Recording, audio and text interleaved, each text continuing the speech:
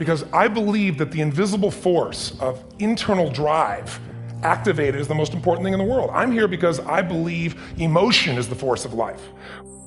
That you know the why for living, you can endure almost anyhow. When you refuse to turn around because of obstacles, when it gets rough, when you say whatever price I must pay, I will do that. All of you have targets, things that you're after. If you're going to get a new result, if you're going to grow your business, if you're going to be able to support your mom, if you're going to get rid of the anxiety, if you're going to be able to overachieve and not have all that fear inside of you, you obviously need to get a new result. You're going to have to get new action. You don't get new results with old actions doing the same thing. Life is too short and unpredictable to live otherwise.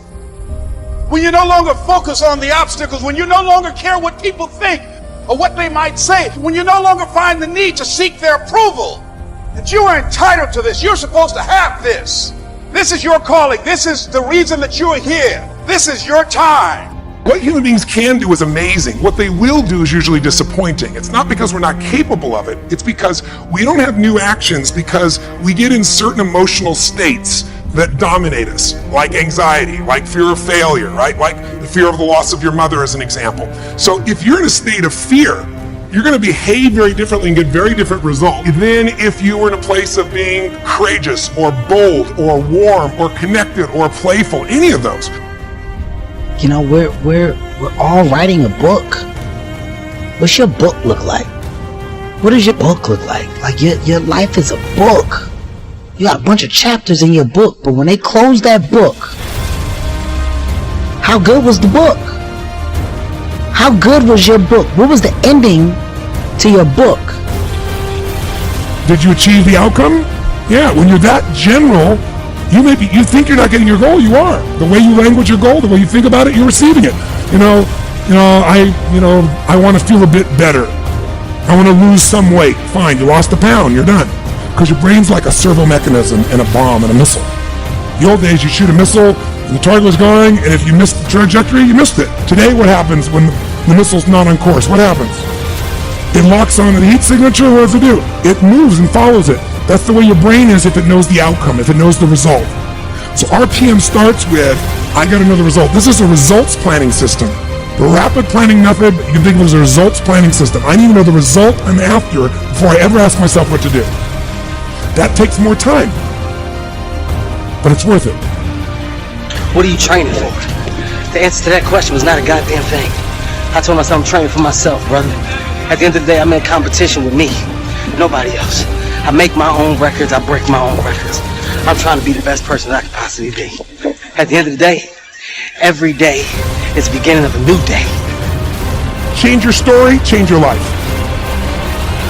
Working really hard is what successful people do. Do not be afraid to fail, because that oftentimes is the thing that keeps us back, because we think we have to be right. We think we have to be perfect. We think that we can't stumble. And the only way you succeed in life, the only way you learn, is by failing. It's not the failure, it's what you do after you fail. Do you think you'd act differently and hold yourself differently, conduct yourself different, and have a different self-concept of who you are than if you were told you were a piano instructor? Being successful in life is all about having the proper belief system in who you are. Truly believing that you are something unique, that you are something special in that field. If you truly believe inside of you that you are one of the best actors in the world, you will be entirely different than if you're like, I hope I'm good. Your expressions will be totally different. I want you to know when you dream your dream that there are other people who are dreaming the exact same dream. When you said to yourself, when the ball comes down, this is what I want to accomplish, you're not the only person that wants to accomplish it. And now I ask you this question: what do you do when 1,000 other people want exactly what you want? What I have looked for is what kind of person you are. Are you a hard worker? Are you reliable? Are you open to other viewpoints? Have you stepped outside of your own self-interest to serve others? Have you found a way to serve our country, whether in uniform or in your community. Again and again, I have seen that those are the qualities that I want on my team, because those are the qualities that move our businesses and schools and our entire country forward. And just understand this. Those are the qualities that you all already embody.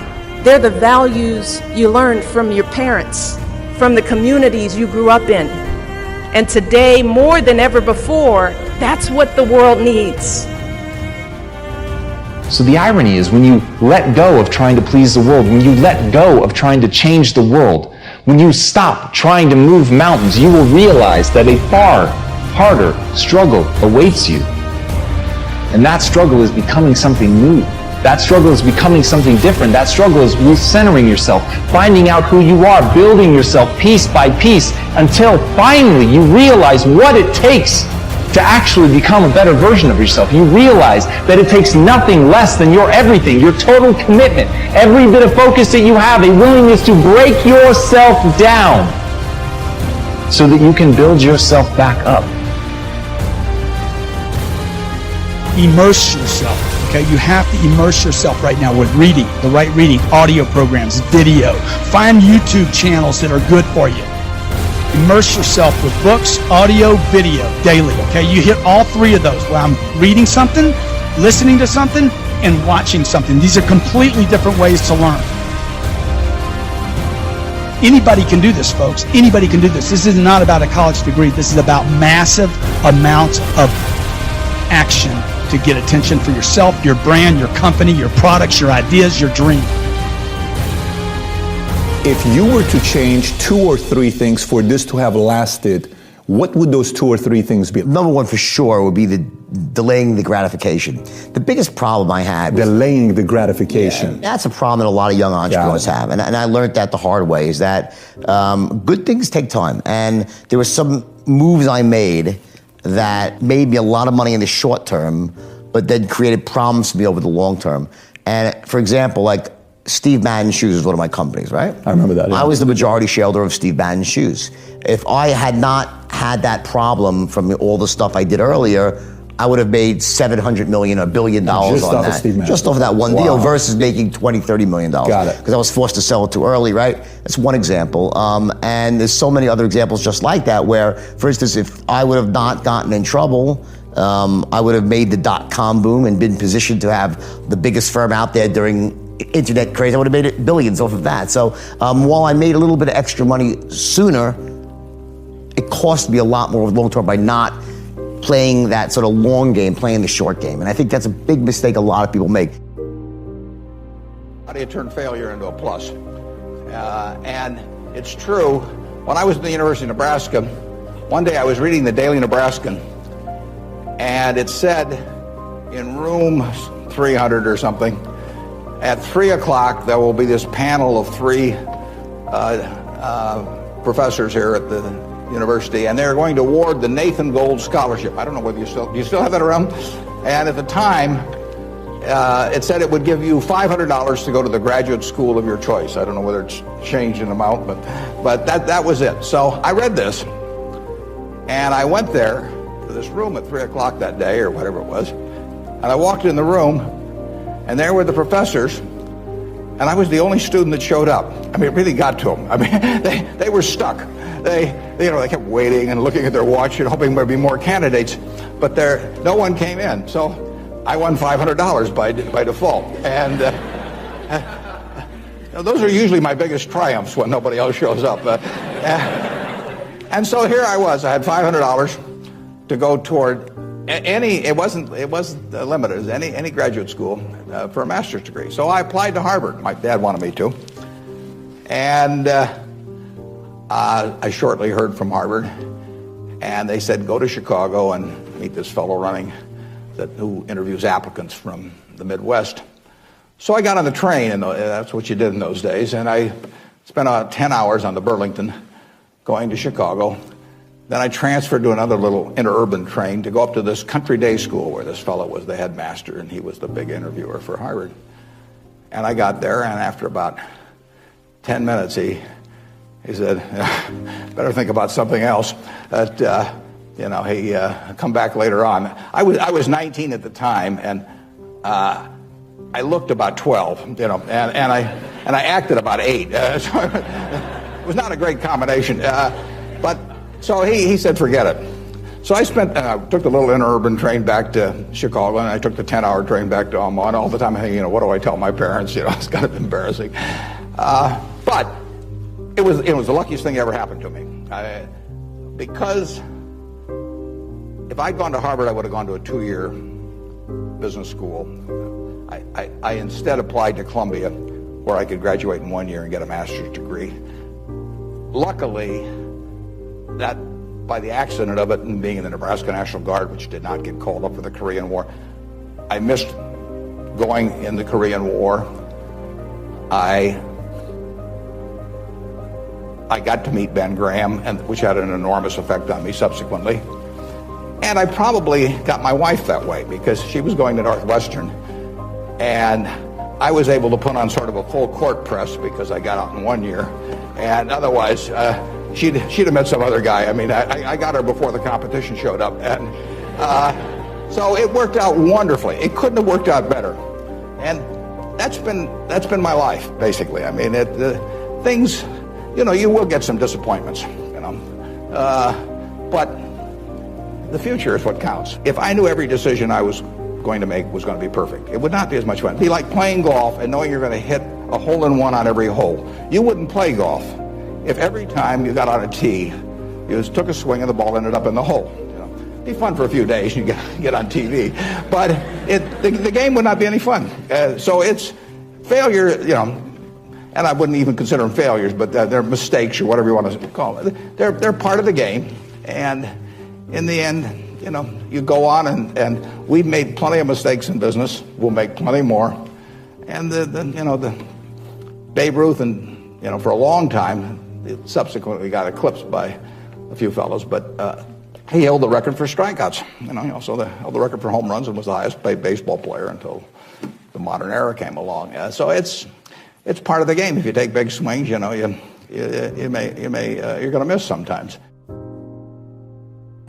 That was like the first real goal, like that in terms of setting goals. I was like, I want to be the biggest movie star in the world, right? And up until that point, everything was like, it was fun and it was happening and we were creating in Jeff's mom's basement and it was successful. But that was like when I moved into acting, that was the first time I started applying skill to my talents, right? And you know, I look at skill and talent separately. Like, Pete, you're born with talent.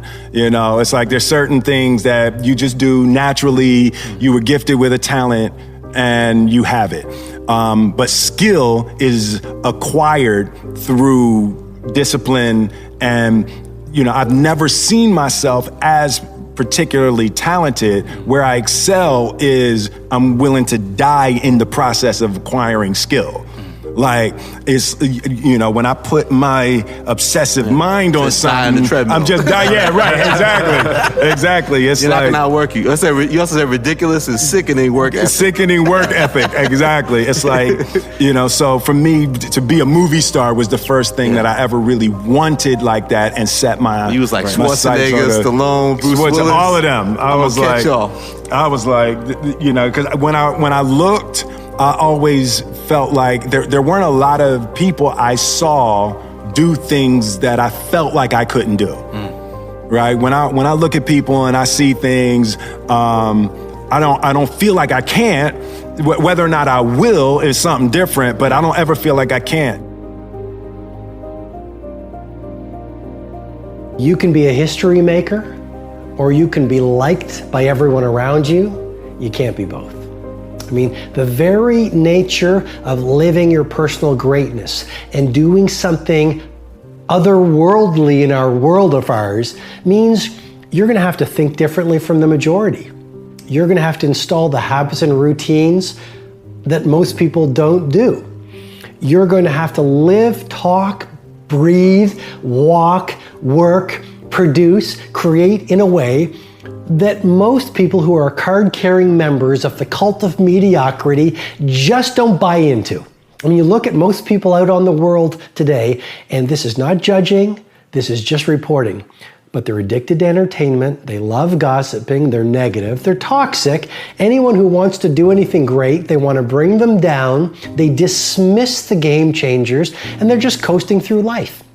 And so the very nature of you stepping up your game, living your greatest potential, owning your craft, dominating your field, and living a life that's legendary means you're going to have to leave the 5% and make a decision to live as very few people do. And what does that mean? It means you're going to be laughed at. It means you're going to be ridiculed. It means you're going to be misunderstood because leadership is a lonely sport, and it means you just might be hated. And so there is great value when people start to hate you, because if you look at Jay-Z, I mean, I was reading his biography, and he said, I really knew that I was having influence in the popular culture when people started hating me. If you look at a lot of the great authors, when their books go to #1 globally, a lot of the amateurs actually start to say, oh, that's garbage, I could put them down. I watched a documentary last night on Steve Aoki, the famous EDM, electric dance music DJ who's getting so much traction in the world right now. And he was talking about some of the comments that he sees in the social media. And it was things like garbage and, boring and amateurish music and whatever. Even though he's so skilled. I mean, you just watch the documentary called I'll Sleep When I'm Dead. And you just see the skill. And you can just look at any great athlete, and you can look at any great scientist, you can look at any great chef, you can look at any great artist, you can look at any great author, you can look at any great statesman, you can look at any world-class stateswoman. Anyone who has done something at an exceptional level breeds cynics and dismissers.